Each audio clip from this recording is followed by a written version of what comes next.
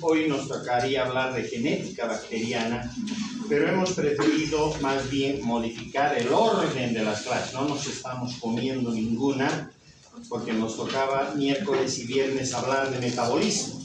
Pero hemos visto de que es más práctico que primero veamos metabolismo y después ya se pueda ver la parte de genética, porque esa es ya la entrada al mundo posteriormente de la resistencia a los antibióticos, ya vienen ligados de la mano. Y obviamente es por ello de que ahora hemos pensado que es mejor, en todo caso, adelantar metabolismo y poner genética para el día viernes. Y así estamos listos para la parte de antibióticos y sobre todo la parte de resistencia a los mismos. Por ello es de que hoy y el miércoles vamos a revisar lo que pasa con el metabolismo de las bacterias. Y de hecho, la imagen que ustedes están viendo allí corresponde a la imagen de Rovers, el robot que se encuentra todavía operando en la superficie de Marte. Esta es una de las fotografías, de las muchas fotografías, el millar de fotografías que ya ha mandado este robot. Y lógicamente lo que ustedes están viendo es un típico paisaje marciano, ¿verdad? Que probablemente, si no hubiese sido porque las condiciones se dieron y porque las bacterias pudieron trabajar con sus procesos metabólicos en nuestro planeta, el nuestro seguramente tendría una imagen muy similar a lo que estamos viendo en esta fotografía de Marte. Cada vez que ustedes vean este tipo de fotografías, este tipo de imágenes, fácilmente pueden concluir en que si nuestro planeta es totalmente diferente, es nada más por la actividad metabólica de las bacterias y posteriormente de lo que corresponde al dominio de Eucaria, cabe decir, de lo que comúnmente llamamos células superiores, ¿de acuerdo? Así que entonces ese es fundamentalmente el punto por el cual tendríamos que arrancar, si es que nos permite esto.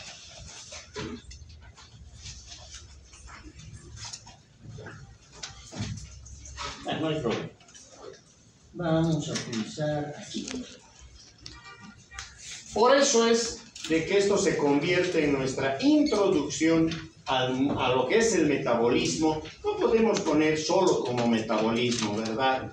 Para, ojalá, quienes en el futuro se dediquen a la investigación científica y tomen el camino, por ejemplo, de la microbiología en el posgrado, descubrirán que el metabolismo abarca la mitad del programa de preparación, de capacitación en lo que es la microbiología, porque hoy es un año y medio donde solamente se revisa conceptos de metabolismo, porque ni siquiera ya conceptos, sino hilando lo más fino posible, porque ahí está la explicación de todo lo que sucede con los microorganismos y por ende en nosotros. Muchos de los sistemas de metabolismo que hoy por hoy los conocemos en los humanos, se los debemos a los descubrimientos que se han hecho en las bacterias, ¿de acuerdo? Así que ese es un aspecto que para nosotros debe quedar claro.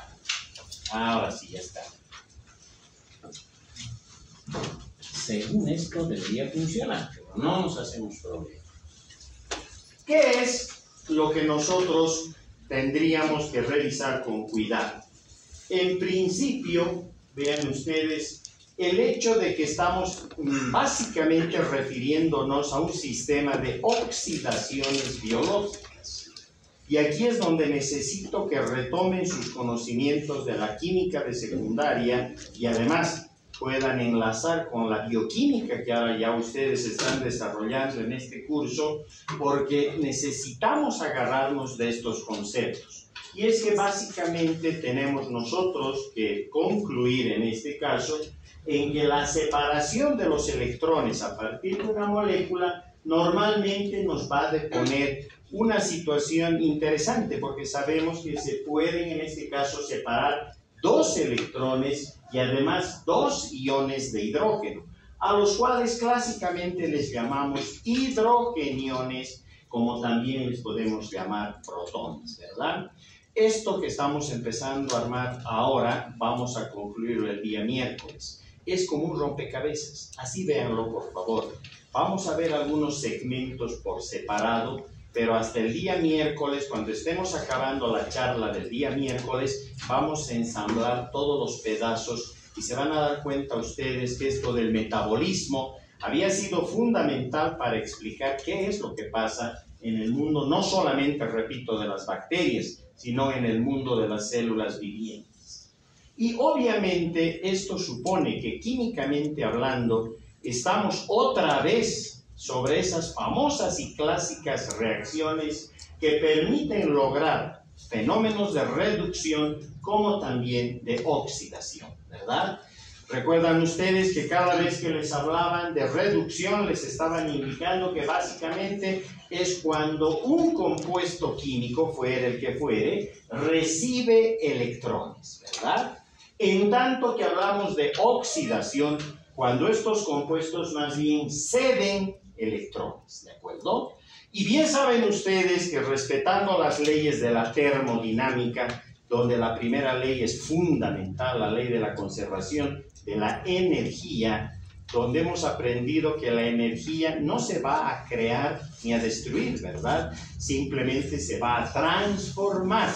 Y esto lo va a hacer siguiendo patrones químicos y desde ya también patrones físicos. Por lo tanto, es lo mismo, es exactamente lo mismo. Tenemos que aplicar la termodinámica.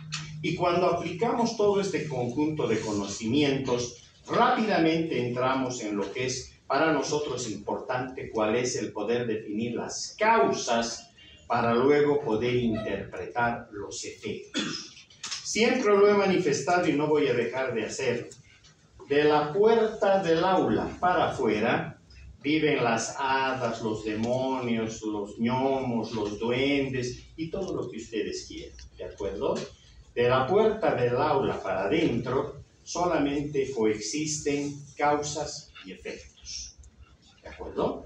Afuera nos pueden imponer ideas, adentro las discutimos y lo que hemos dicho, recuerdan que puede ser verdad hoy día, mañana fácilmente se puede convertir en una verdad a medias o incluso perder su rango de verdad como tal. ¿Listo? Porque es obvio que vamos construyendo, ya lo hemos dicho, paso a paso, aquello que nos interesa dentro de la ciencia. Por eso es que nos tenemos que sujetar de todo esto que sabemos que está comprobado y a partir de ello podemos trabajar con más facilidad porque ya no entramos en un terreno deleznable o peligroso, sino que estamos pisando un terreno seguro porque sabemos que hay demasiadas leyes físicas y químicas que sustentan todo esto que estamos desarrollando. De hecho, sabemos que estas son reacciones que se mantienen desde el punto de vista acoplado. Es decir, no hay solamente reacciones de oxidación, ¿verdad? Tenemos necesariamente que abordar el hecho de que son procesos de óxido-reducción. En tanto un compuesto se está reduciendo, otro se está oxidando. Y esto es lógico, ¿verdad? Si nosotros viéramos reacciones solamente de oxidación y de punto final, son reacciones que llegarían hasta el final y no podríamos después de ahí en adelante regresar o poder volver los sistemas a un sistema o a un estadio inicial. Y otra vez, la foto de Marte vuelve a entrar en la imagen, ¿sí o no? Significa que hemos llegado hasta el final y ya no hemos podido más adelante desarrollar otros caminos. Esto es lo que entonces a nosotros nos ayuda. Pero además un hecho fundamental, porque cada vez que nosotros estamos jugando con reacciones que pueden reducir y paralelamente están oxidando compuestos, sabemos que el fin es el de poder formar, de organizar nuestras baterías o pilas biológicas. El ATP, que es uno solo, ¿verdad? Dentro de lo que conocemos en baterías biológicas, es tremendamente importante. No es el único, Sabemos que existen, por ejemplo, las baterías biológicas de la UDP, la uridindifosfato. Conocemos otras, incluso la propia acetilcoenzima A puede liberar energía, pero sin duda alguna, los compuestos altamente energéticos, sobre los cuales universalmente trabajan absolutamente todas las células que entran en el terreno de lo que llamamos biología, desde lo que corresponderían en este caso a los representantes de arquea, pasando por bacteria y terminando en eucaria, todas absolutamente utilizan fundamentalmente el adenosín trifosfato, ¿de acuerdo? Estas baterías de ATP nosotros las consideramos fundamentales. Y esto significa entonces, de la misma manera, que si yo debo trabajar y situarme de una manera más didáctica, tengo que asumir que el metabolismo posee dos fases, que, ojo, tampoco están separadas. Igual que los procesos de óxido-reducción que van simultáneamente, lo mismo sucede en este caso en el metabolismo. Es decir, las reacciones, tanto las catabólicas como las anabólicas, están superpuestas, discurren simultáneamente. Y esto obviamente nos permite entonces armar el edificio del metabolismo. Una vez más, solo por razones didácticas, las terminamos separando de la manera que ustedes están viendo. Y eso significa entonces que cada vez que hablamos de catabolismo, en realidad estamos yendo de sustancias complejas a sustancias más simples. Voy a partir desde una macromolécula, por ejemplo la glucosa, y voy a trabajar, en este caso nuestra bacteria va a trabajar con un conjunto de enzimas y obviamente siguiendo patrones de reacciones bioquímicas para llevarlas hasta las sustancias más simples, en las cuales la idea es de que se genere el ATP. Si estamos diciendo que ese es el fin fundamental de cualquier metabolismo, ¿verdad? La idea es entonces que todas las reacciones catabólicas que generalmente pudieran hasta incluso verse involucradas con lo que significaría el desecho, el descarte de metabolitos ya utilizados o secundarios. Sin embargo, en este caso no solo es esto, sino que fundamentalmente es la capacidad de poder degradar, biodegradar macrocomplejos y llevarlos a sus componentes más pequeños, más primarios, ¿de acuerdo? Pero en todo ese camino la idea es poder generar ATP. Por lo tanto, las reacciones catabólicas son reacciones que permiten generar ATP. En tanto que las reacciones anabólicas más bien van al revés. A partir de precursores simples, de ladrillitos más simples, vamos a ir a crear nuevas moléculas y por lo tanto estas moléculas van a ir alcanzando el sistema macromolecular, con lo cual nosotros en realidad lo que estamos haciendo es sintetizar, construir, ¿verdad? Por eso también le llamamos procesos biosintéticos, ahí tienen ustedes en la lámina, pero además estos procesos biosintéticos serían imposibles si no utilizáramos baterías bioquímicas. Y en este caso las baterías, las pilas bioquímicas, una vez más están representadas por estos gastos de energía. Hay que gastar ATP, no me queda otra. Tengo que bajar desde el ATP hasta el ADP, no me queda otra que perder, en este caso, átomos de fósforo, que a la vez me está mostrando que son esos ATPs que se han construido en la fase catabólica. ¿Se entendió? Así que para nosotros eso es el metabolismo en resumen. Es el poder utilizar reacciones catabólicas que van simultáneamente a las reacciones anabólicas. Las catabólicas, van a degradar macromoléculas hasta sus compuestos más sencillos y desde ya, en todo este paso, van a trabajar organizando moléculas de ATP, fundamentalmente.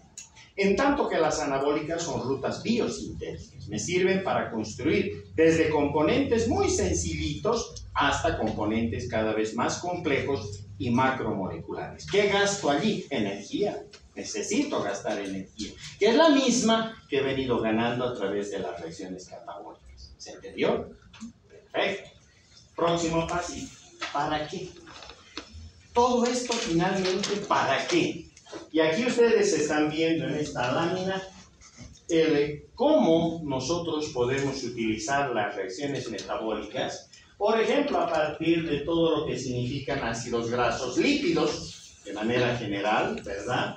¿Cómo no vamos a utilizar hidratos de carbono, por ejemplo, viniendo desde el almidón, bajando hasta la glucosa, o utilizando el camino de todo lo que es proteína en sus componentes más sencillos, los aminoácidos, que eso es algo que precisamente nos guardamos para la parte de genética, y a partir de estos componentes, ácidos grasos, el propio glicerol como tal, nosotros además vemos en los hidratos de carbono monosacáridos del tipo de la glucosa, componentes que son más primarios, más iniciales, y aminoácidos que son desde ya también los ladrillos primarios en la construcción de las proteínas a través de las rutas biosintéticas. Finalmente terminamos en lo que pueden ser los sistemas de respiración aeróbica, a partir de la cual finalmente vamos a ganar ATP.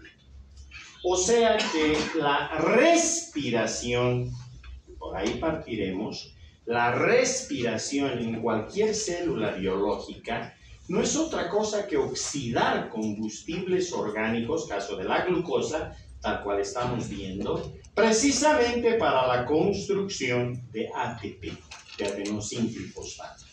Ese es el objetivo de la respiración. Y para nosotros una bacteria está respirando cada vez que está cumpliendo sus ciclos biológicos y está llegando por la vía aeróbica, en este caso, todavía mucho mejor aún, a poder lograr compuestos altamente energéticos, oxidando desde ya componentes que son de tipo orgánico, estamos hablando de la glucosa.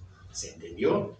Así que es un concepto completamente diferente al que pudiéramos asumir en relación a los macrobios, donde decimos que están respirando porque vemos esa capacidad de poder lograr sistemas de inspiración y expiración, ¿verdad? Y decimos, está respirando. No, las bacterias no tienen narices y obviamente nosotros no podemos ver ese tipo de respiración.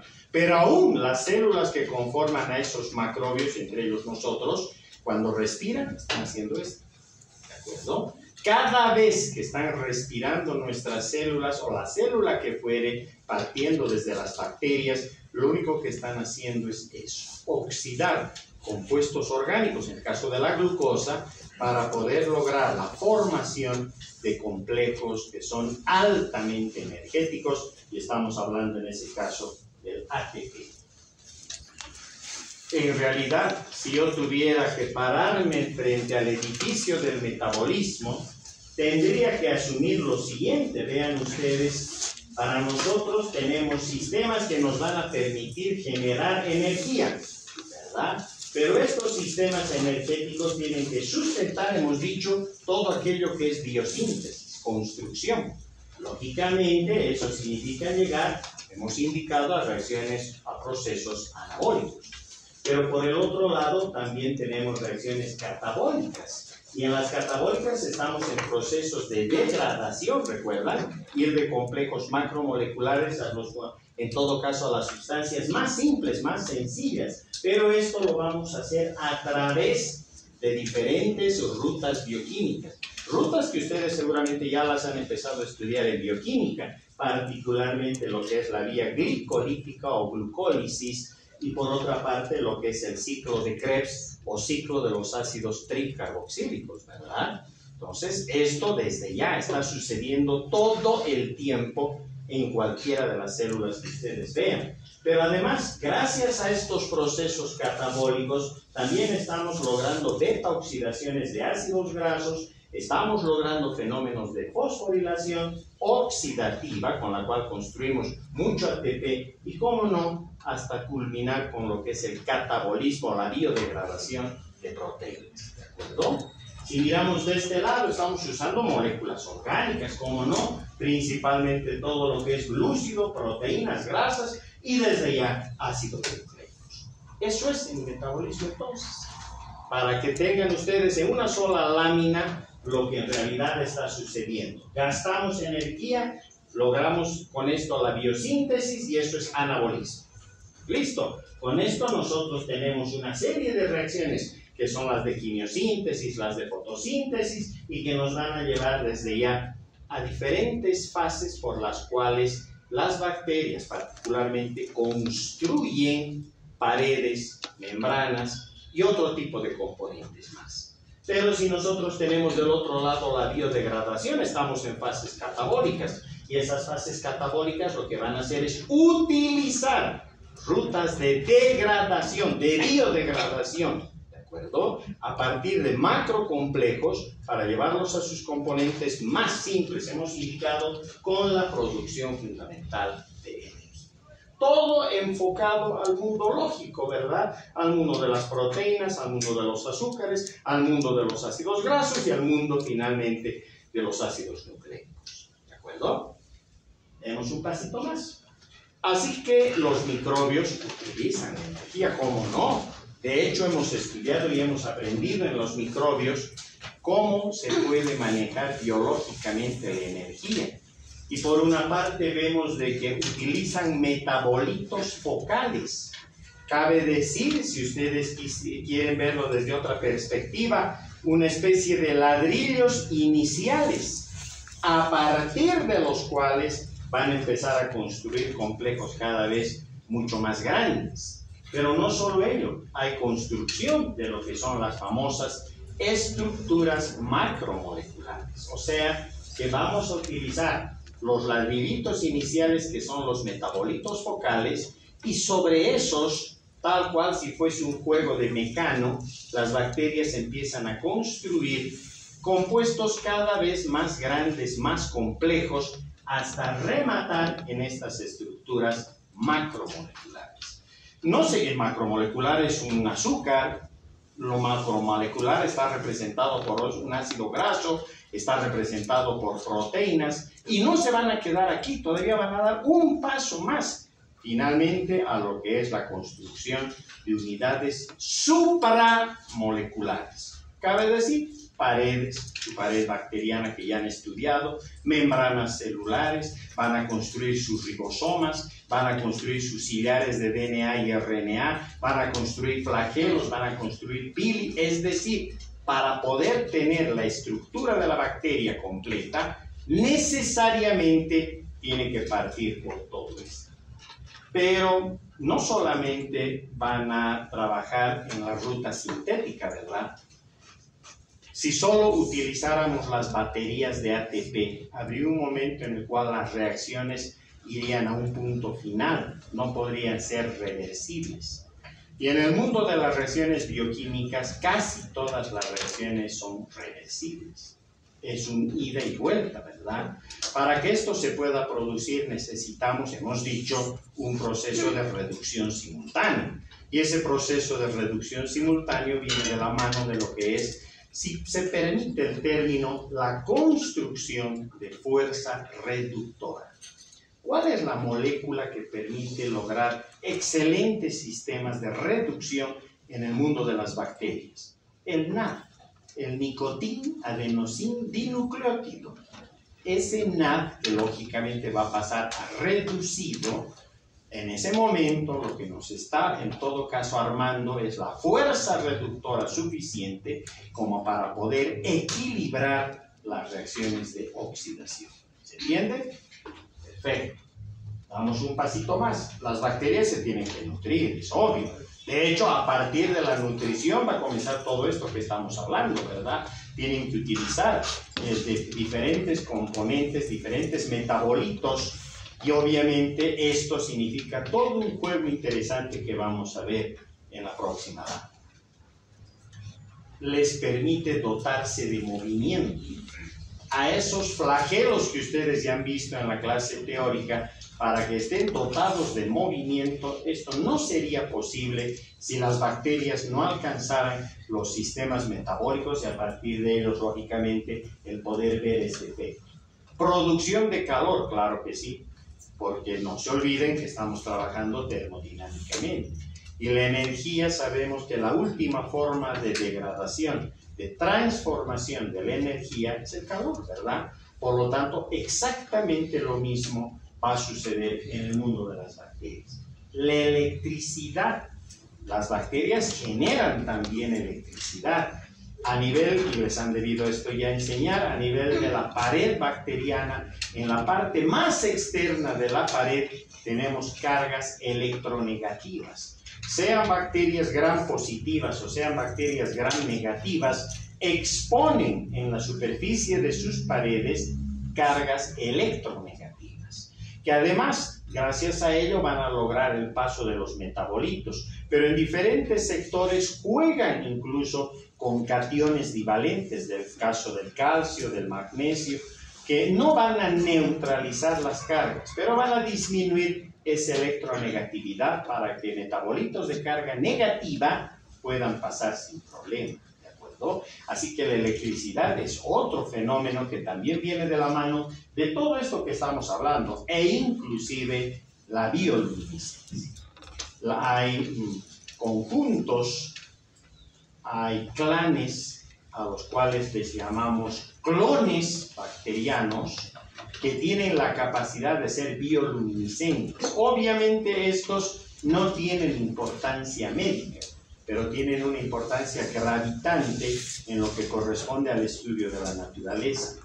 Estas bacterias bioluminiscentes tienen la capacidad entonces de poder activar genéticamente las secuencias a partir de las cuales se va a producir el fenómeno de la bioluminiscencia. Y prácticamente le hemos dado la vuelta entera. ¿Por qué? Porque cuando ahora yo vuelvo a ver los metabolitos focales, aquí están. Vean ustedes, los metabolitos focales están representados por 4 metabolitos.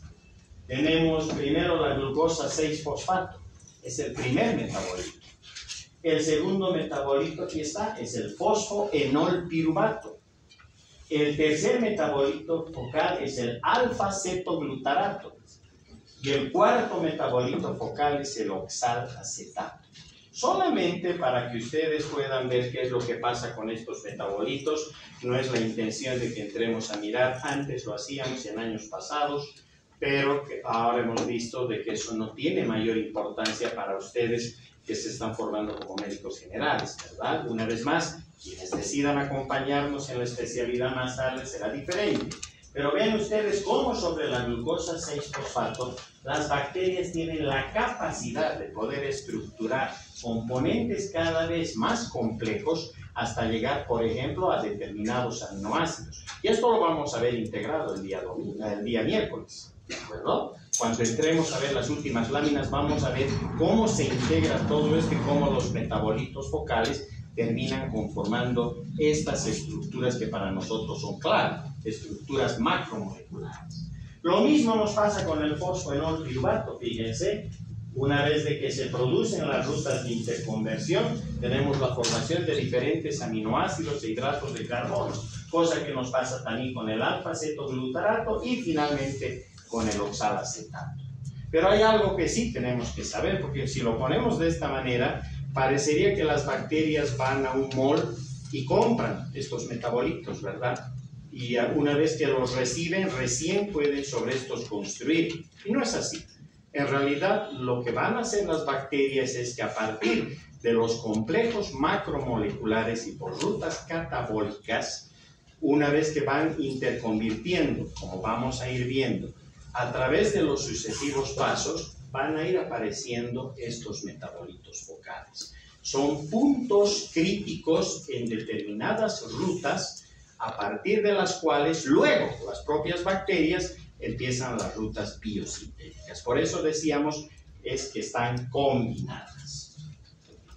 Y si nuestras bacterias primero tienen que obviamente llegar a los fenómenos de nutrición para poder explicar todo lo que va a pasar más adelante con esos metabolitos focales, pues obviamente entonces no nos queda otra que revisar esta tabla. Si nosotros vemos con cuidado esta tabla, acá tenemos las posibilidades bajo las cuales podríamos agrupar a todo lo viviente. tenemos unidades biológicas que son fotoautotróficas, fotoheterotróficas, quimioautotróficas y finalmente quimioheterotróficas. Pero para que se pueda producir todo el juego de la nutrición, necesitamos fuentes de energía y fuentes de carbono, ¿verdad? Sin ello no podemos hacer absolutamente nada. Vean ustedes que en todo lo que es fotoautótrofo y fotoheterótrofo, la energía está dada por la luz solar. Ahí está la energía solar, ¿de acuerdo? Y por lo tanto la luz se convierte en el elemento clave para poder dotar esta fuente de energía. Pero hemos dicho que necesitamos fuentes de carbono, perfecto. Si son fotoautotróficas, las fuentes de carbono estarán representadas no solo por lo que están viendo ahí, hay otros componentes y otros compuestos también, pero de lejos este es el más importante. Estamos hablando desde ya del dióxido de carbono, ¿verdad? Del CO2. Si yo tuviera que cortar aquí esta charla y me quedara solo con esto, ¿qué pensarían ustedes cuando ven esto? A margen de las cianobacterias, ¿a quiénes más nos estamos refiriendo? Correcto, a los vegetales, ¿verdad? El vegetal que usted mire va a utilizar la luz solar como fuente energética y como fuente de carbono va a utilizar el CO2. Y con ello, dentro de sus rutas, ahora ya podemos empezar a utilizar los términos, dentro de sus rutas biosintéticas, o sea, anabólicas, van a construir glucosa y van a liberar oxígeno, ¿sí o no? Así que entonces, ahí están anotadas todas las que representen o estén representadas por los vegetales en general. En el mundo microbiano, por las cianobacterias, que hemos indicado que son básicamente las arqueas, ¿verdad? Llamaríamos los elementos más primitivos del mundo vegetal y del mundo biológico en general. A partir de estos habríamos evolucionado todo lo que hemos visto. Y de hecho decíamos que ahora en el sistema de Harald Besse, cada vez que hablamos de los superdominios, el dominio arquea es un dominio tremendamente importante. Seguramente en Marte estaban las cianobacterias, altamente probable, pero probablemente también allí no terminaron de cerrar el circuito en lo que correspondería a carbono, en lo que correspondería a nitrógeno, y es por ello que Marte es lo que es ahora. Cosa que una vez más no sucedió en nuestro planeta. ¿Listo? Si nosotros vemos a las fotoheterotróficas, se están utilizando igual la luz solar como fuente de energía, pero ahora sí necesitan fuentes orgánicas para poder obtener el carbono. Y aquí, lógicamente, tenemos ya también a las bacterias. Están las bacterias púrpuras o purpúreas y también a las bacterias verdes en general. Son una subcategoría, no son vegetales, son una subcategoría dentro de lo que corresponden a las arqueas. Claramente nos damos cuenta entonces el por qué planteábamos en la clase donde abordábamos el origen de los microorganismos, que los primeros microorganismos obviamente han sido fotoautotróficos, ¿verdad? Han utilizado el CO2, hemos dicho, por entonces de una atmósfera planetaria que no tenía oxígeno. Solo tenía anhídrido carbónico, vapores por ahí de amoníaco, hidrógeno y ya, ¿verdad? No había prácticamente nada más, que es lo que ahora encontramos en cualquier otro planeta, ¿cierto? Entonces, por lo tanto, las primeras formas de vida y que han debutado con seguridad han sido fotoautotróficas.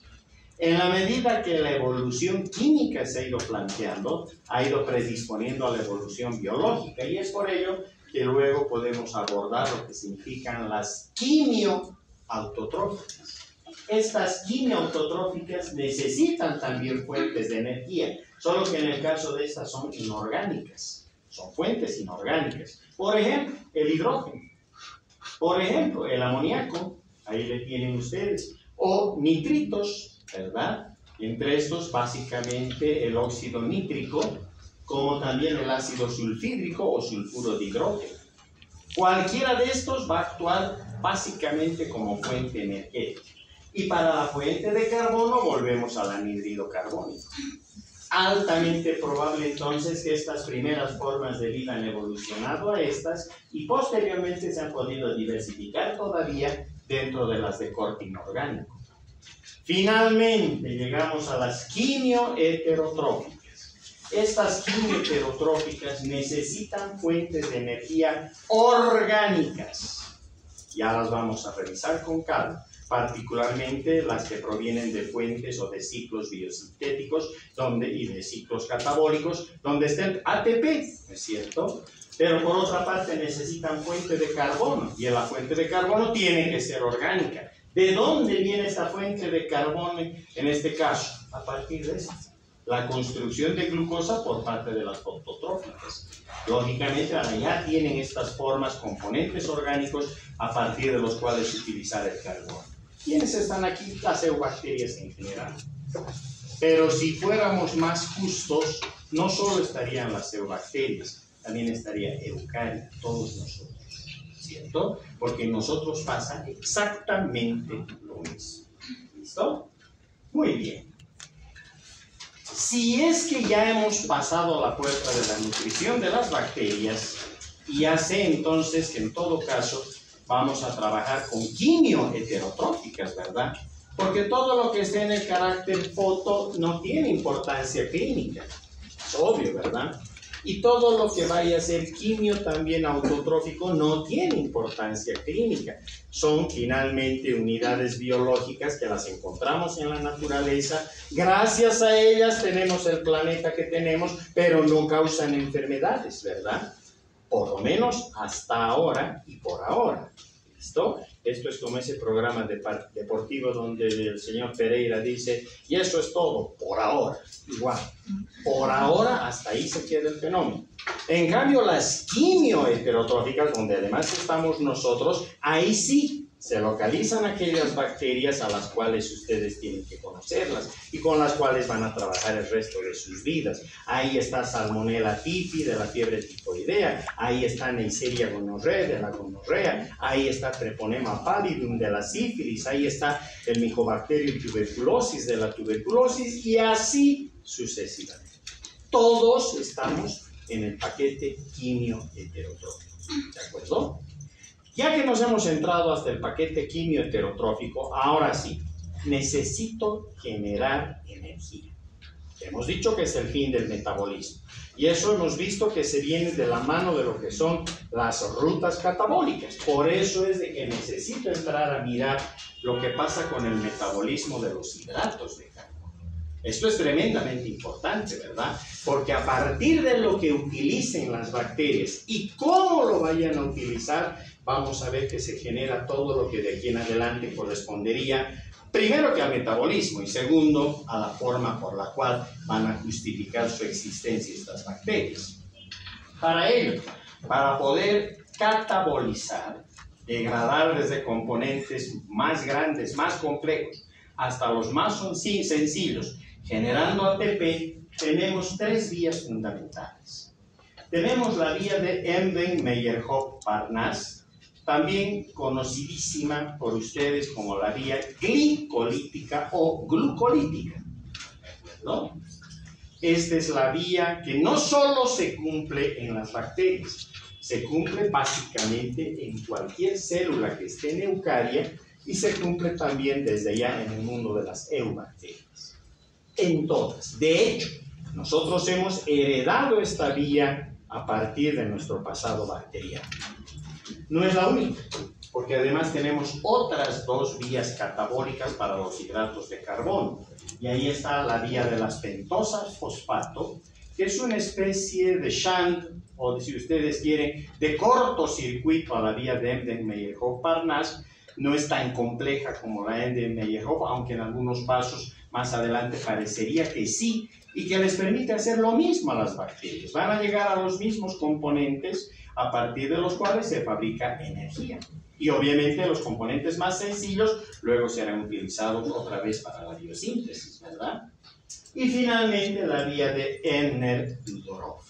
Esta es una vía interesante, porque solamente se la ha podido detectar en las bacterias, en tanto que estas dos están también en nuestras células, En cambio, las vías de Erdner-Dudorov solamente se ha detectado en bacterias, y no en todas, sino fundamentalmente en lo que corresponde a bacterias aeróbicas. Hay un paquete de bacterias aeróbicas que sí utilizan exclusivamente la vía de Erdner-Dudorov. Resumen, volvemos la película para atrás. O sea que dentro de las fases catabólicas que estamos empezando a revisar, tengo que comenzar por los hidratos de carbono, y si miro a los hidratos de carbono, entonces observo que si en el modelo bacteria se presenta este fenómeno tal cual lo hemos descrito hasta aquí, por lo tanto tendríamos 3 vías para que puedan lograr fenómenos catabólicos sobre hidratos de carbono. La primera es la Embden-Meyerhof-Parnas o vía glicolítica, que también la manejamos nosotros en nuestras células. Por otra parte tenemos la vía de las pentosa-fosfatos o hexosas monofosfatos, así también le van a encontrar en algunos libros, o la vía también de Wirburg-Dickens, así también le llaman, que es una vía que también desde ya la encontramos en bacterias, como también la podemos encontrar en algunas células nuestras, particularmente en algunas fibras musculares. Y por otra parte tenemos la vía de Erdner-Dudorov, que es una vía muy exclusiva de los procariotas y en todo caso está más en la mano de las bacterias aeróbicas. No todas, pero un buen grupo de aeróbicas utilizan la vía de Erdner-Dudorov. ¿Listo? Ahora que yo ya veo cómo viene todo esto de los hidratos de carbono, ya puedo añadir el hecho de que las 3 vías van a convertir la glucosa hasta el gliceraldehído 3-fosfato.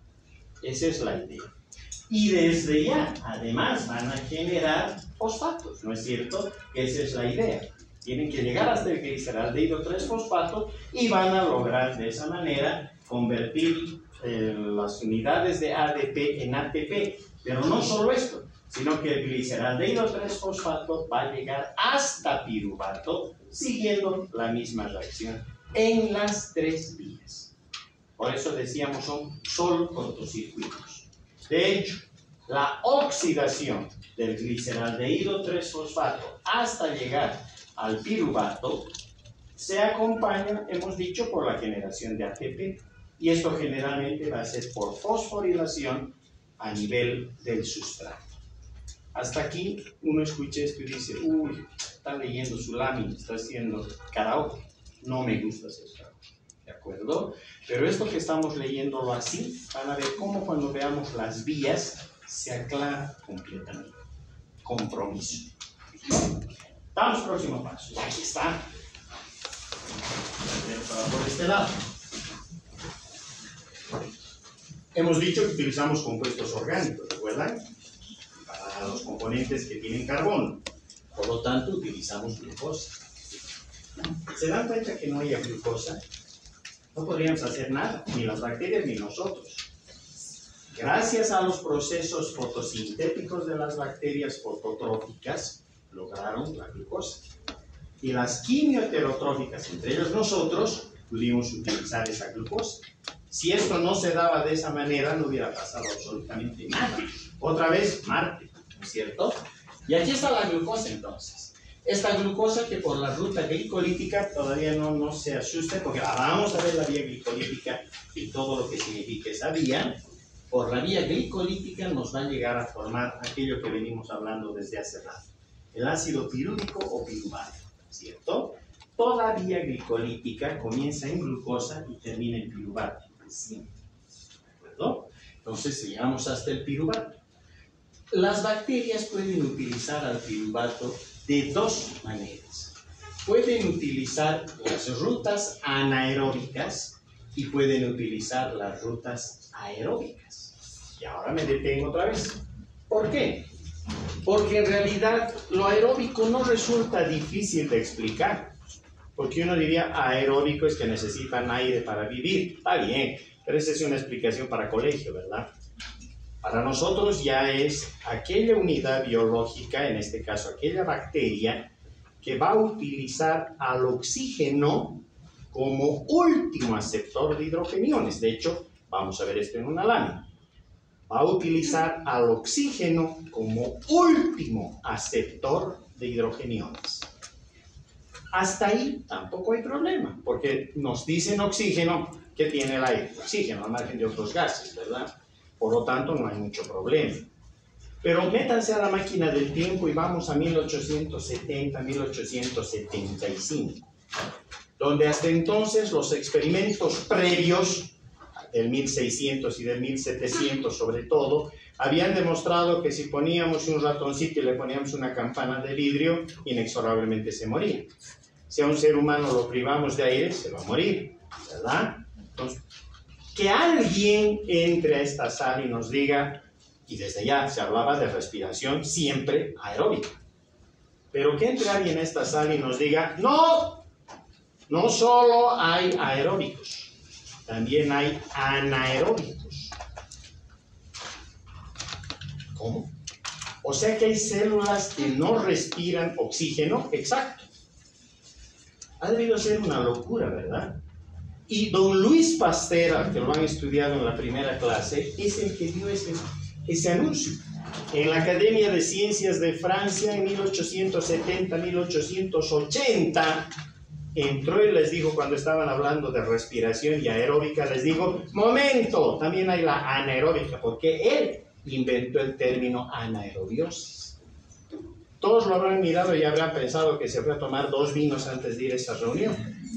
Y le dijeron, pero ¿cómo, don Luis? ¿Cómo pueden haber células anaeróbicas? Pero claro que hay células anaeróbicas que no utilizan al oxígeno en sus procesos metabólicos. Ellos no conocían tan finamente como ahora ya lo conocemos, ¿verdad? Pero se acercaron y muchísimo a lo que en realidad pasaba. Porque sí, hay células anaeróbicas o que respiran anaeróbicamente, lo que supone que van a utilizar como último aceptor de hidrogeniones ya no al oxígeno molecular libre, sino que van a utilizar cualquier compuesto, carbonatos, sulfatos, nitratos, y ya está, ¿de acuerdo? De hecho, cuando don Luis Pasteur planteó esto, él lo planteó, ¿por qué? Porque en realidad él se estaba terminando de armar como uno de los creadores de la microbiología moderna a través del descubrimiento de la fermentación. Hasta ese momento, en las universidades se enseñaba, y los químicos más renombrados enseñaban, que la fermentación se producía por un fermentum, que era un aire raro que le entraba a los compuestos y que modificaba su composición y sus condiciones, otorgándole la capacidad de convertirse en alcohol o a veces en productos acidificados. Y les decía, pero ¿y cuál la causa? El fermento. ¿Y qué es eso? Una cosa que está en el aire, como la chorínfula, que se puede meter y hace eso. Nada más. En cambio fue don Luis Pasteur el que descubrió que no había tal fermento, que no había tal condición etérea rara, ni mucho menos, sino que había microbios detrás de la fermentación. Y que cada vez que componentes azucarados eran, entre comillas, contaminados por diferentes levaduras o bacterias, inexorablemente se producía, por ejemplo, alcohol. ¿Y ustedes cuántas veces habrán fabricado alcohol sin darse cuenta? Cuando han hecho un jugo de papaya, jugo de naranja, y han puesto en el frasco y le han cerrado la tapa al frasco y le han dejado en condiciones al ambiente. Cuando, si es que han destapado, porque usualmente salta la tapa por la producción de gas, cuando han vaciado ya no era, ¿verdad?, un compuesto azucarado, más bien se había convertido en un compuesto alcoholizado. Se produce alcohol, etanol. La cerveza es un producto de fermentación. El vino es un producto de fermentación. La champaña es un producto de fermentación. La chicha es un producto de fermentación. ¿Sí o no?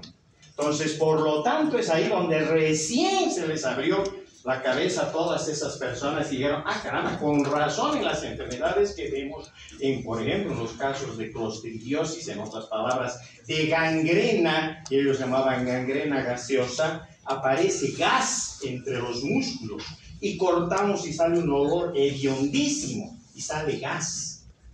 Ah, con razón, ¿sí? Sí, les digo, eso es lo que está pasando.